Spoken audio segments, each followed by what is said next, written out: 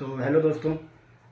तो ये video specially NEET के ड्रॉपर्स के लिए हैं और जो अभी 12th में है, जो 2024 में बोर्ड्स देने वाले हैं वो भी सुन सकते हैं। तो हमें जबकि पता है कि सीबीएसई ने बहुत सारे चैप्टर्स एनसीईआरटी से रिमूव कर दिए हैं और वो बोर्ड्स में नहीं आ रहे हैं।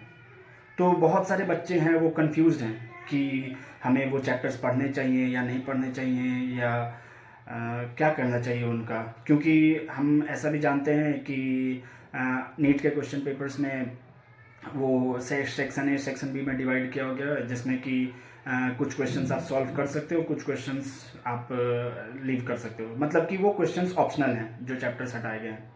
पर मेरा ये पर्सनल एडवाइस है आप लोगों के लिए कि मुझे लगता है कि आप सारे चैप्टर्स कवर करो, या सीबीएसई ने रिमूव किया है या नहीं किया है, मैं ये कहूँगा आपसे कि आप सारे चैप्टर्स कवर करो। हाँ, अगर बाद में अगर कोई ऐसी नोटिस आई या ऐसा कुछ अपडेट मिला हमें कि एनटीए ने या एनएमसी ने वो चैप्टर्स रिमूव कर दिए हैं नीट के सिलेबस से, तो फिर हम बाद में उसको ड्रॉप कर देंगे। बट जब तक ऐसा कोई नहीं आ रहा है तब तक मुझे लगता है कि आप लोगों को सारे चैप्टर्स कवर करना चाहिए।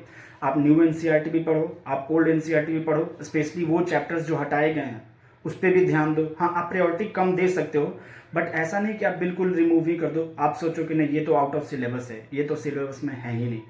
तो मैं ऐसा करने बिल्कुल नहीं बोल रहा हूँ, क्योंकि देखो आप ड्रॉपर्स हो, आपको अब रिस्क लेना ही नहीं है। आप 1% का भी रिस्क लेना नहीं चाहोगे, ठीक है। तो अगर आपको बाकियों से आगे निकलना है तो आपको ये चैप्टर्स भी कवर करने होंगे। जो लोग नहीं कर रहे हैं, जो बाकी स्टूडेंट्स नहीं कर रहे हैं, वो आपको करना पड़ेगा, तभी आपका नीट में सिलेक्शन हो पाएगा, प्रोबेबिलिटी बढ़ेगी। तो मेरा पर्सनल सजेशन यही रहेगा कि आप सारे चैप्टर्स कवर करो, सब कुछ पढ़ो। अगर बाद में ऐसा कुछ हुआ तो फिर छोड़ देना, फिर तो और अच्छी बात है। अगर एनटीए ने या एनएमसी ने जो भी एग्ज़ाम कंडक्ट करवाएगा, जो भी पेपर बनाएगा, अगर उन्होंने ऐसा कह दिया कि एनसीईआरटी में जो चैप्टर्स नहीं हैं, जो हटाए गए हैं, उनसे क्वेश्चंस नहीं आएंगे, तो फिर उस टाइम पे ड्रॉप कर देंगे। देखो, अगर तुम अभी नहीं पढ़ते हो, बाद में पढ़ना पड़े, वो ज़्यादा प्रॉब्लम क्रिएट करेगा। लेकिन अगर अभी से पढ़े रहोगे, थोड़ा बहुत आइडिया रहेगा, एटलीस्ट एक पिक्चर बनी रहेगी कि हाँ मुझे ये आता है, ऐसा ऐसा मैंने कहीं तो सुना था। एक दो क्वेश्चन भी अगर एक्स्ट्रा सॉल्व कर लोगे तो आप बहुत सारे लोगों से आगे बढ़ जाओगे। और जैसा कि हमें मालूम है नीट का कंपटीशन, कितने स्टूडेंट्स एग्जाम दे रहे हैं, और अगर आप उसमें भी चिल होके एकदम बिल्कुल रिलैक्स रहोगे कि नहीं मेरा तो हो जाएगा, तो ये इतना इजी भी नहीं है। तो आपको उसके लिए एक्स्ट्रा एफर्ट करना ही पड़ेगा अगर आपको डॉक्टर बनना है तो। और डॉक्टर बहुत बड़ी चीज़ होती है, ठीक है। आप 25 लाख 15 लाख बच्चों में आप एग्ज़ाम दोगे और उसमें से आपको टॉप 1000 टॉप 5000 में आना है, तो टफ तो है। तो आपको अब उनसे आगे कैसे निकलोगे? तो उनसे आगे निकलने के का यही एक फ़ायदा है, यही एक रास्ता है कि हाँ आपको सारे चैप्टर्स कवर करने होंगे, सारे चैप्टर्स अच्छे से कवर करने होंगे। आपको एनसीईआरटी लाइन बाय लाइन याद होनी चाहिए।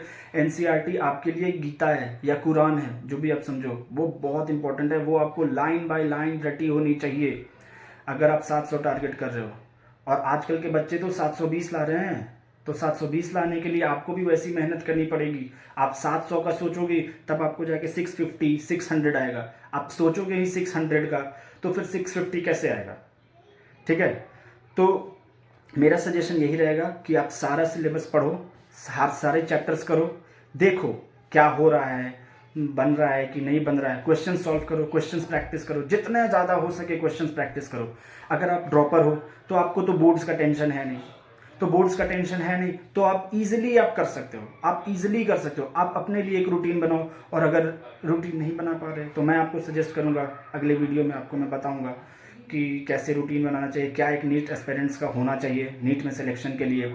एटलीस्ट 600 प्लस तो आपको मार्क्स आने ही चाहिए अगर आप डॉक्टर बनना चाहते हो सच में, और अच्छे कॉलेज में से करना चाहते हो मेडिकल, तो वो तो आपको करना ही पड़ेगा, ठीक है।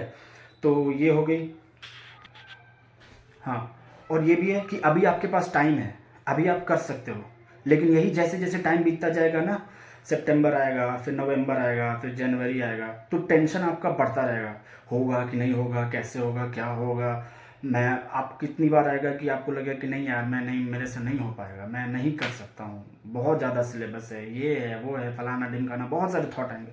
बट आपको लगे रहना है, आपको छूटता नहीं है। आपको मालूम है, अगर आप ड्रॉपर हो ना तो आपको मालूम है नीट क्या क्वेश्चन पूछता है, कौन से चैप्टर इंपॉर्टेंट है, इतना तो आपको पता चल गया होगा अगर आपने अभी तक एक अटेम्प्ट भी दिया होगा तो आप स्ट्रैटेजी बनाओ, आप फोकस करो, चैप्टर्स देखो कौन सा वेटेज ज़्यादा रखता है, पिछले 10 साल में कौन से चैप्टर्स पे ज़्यादा फोकस किया जा रहा है, ठीक है। और आपको इस बात की कोई चिंता नहीं करनी है कि एनटीए लेगा, एनएमसी ले रहा है इस बार तो वो कैसा पेपर बनाएगा, क्या बनाएगा, वो सिलेबस से ही पूछेगा आपसे। ऐसा नहीं है कि वो आपसे बाहर का कुछ पूछेगा या आपसे कुछ ऐसा पूछेगा जो हमने कभी सुना ही ना हो। ऐसा तो कर नहीं सकते वो, क्योंकि वो भी चाहते हैं कि सबका सिलेक्शन हो, इसलिए वो पेपर बना रहे हैं। तो ऐसा तो नहीं होगा कि वो कहीं से भी कुछ भी क्वेश्चंस पूछ लेंगे। तो आप इस पर अभी बिल्कुल भी फोकस मत करो, अभी आप सिर्फ अपना सिलेबस कंप्लीट करो और अच्छे से एग्ज़ाम दो। आपको नीट क्रैक करना है, आपको डॉक्टर बनना है, आप हार नहीं सकते। आपने सोचा था ना कि आपको डॉक्टर बनना है तो आप बन के रहोगे। आप बस अपने आप पे भरोसा रखो, you can do anything, literally you can do anything, ठीक है। तो फिर और बस नीट के लिए लग जाओ आप, अभी नहीं तो कभी नहीं।